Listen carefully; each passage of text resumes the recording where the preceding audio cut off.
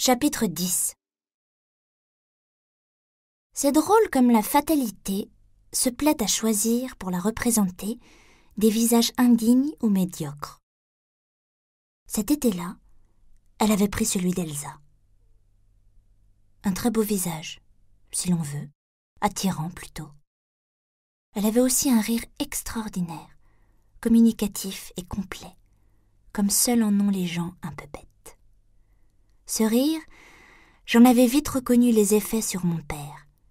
Je le faisais utiliser au maximum par Elsa. Quand nous devions la surprendre avec Cyril, je lui disais « Quand vous m'entendez arriver avec mon père, ne dites rien, mais riez. » Et alors, à entendre ce rire comblé, je découvrais sur le visage de mon père le passage de la fureur. Ce rôle de metteur en scène ne laissait pas de me passionner.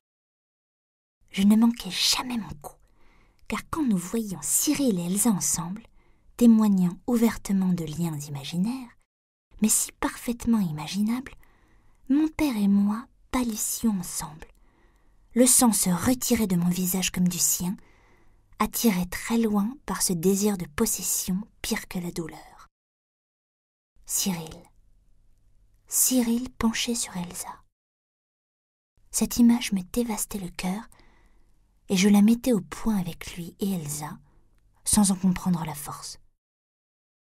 Les mots sont faciles, liants, et quand je voyais le contour du visage de Cyril, sa nuque brune et douce inclinée sur le visage offert d'Elsa, j'aurais donné n'importe quoi pour que cela ne fût pas. J'oubliais que c'était moi-même qui l'avais voulu. En dehors de ces accidents, et comblant la vie quotidienne, il y avait la confiance, la douceur, j'ai du mal à employer ce terme, le bonheur d'Anne. Plus près du bonheur, en effet, que je ne l'avais jamais vu. Livré à nous, les égoïstes, très loin de nos désirs violents et de mes basses petites manœuvres. J'avais bien compté sur cela. Son indifférence, son orgueil, l'écartaient instinctivement de toute tactique pour s'attacher plus étroitement mon père. Et en fait, de toute coquetterie autre que celle d'être belle, intelligente et tendre. Je m'attendris peu à peu sur son compte.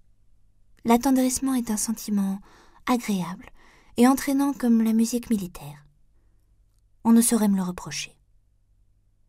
Un beau matin, la femme de chambre, très excitée, m'apporta un mot d'Elsa ainsi conçu.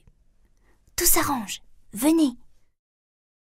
Cela me donna une impression de catastrophe. Je déteste les dénouements. Enfin, je retrouvai Elsa sur la plage, le visage triomphant. « Je viens de voir votre père, enfin, il y a 1 heure. » « Que vous a-t-il dit ?»« Il m'a dit qu'il regrettait infiniment ce qui s'était passé, qu'il s'était conduit comme un goujat. C'est bien vrai, non ?» Je crus devoir acquiescer. Puis il m'a fait des compliments comme lui seul sait en faire. Vous savez, ce ton un peu détaché et d'une voix très basse, comme s'il souffrait de les faire. Ce ton... Je l'arrachais aux délices de l'idylle. Pour en venir à quoi ?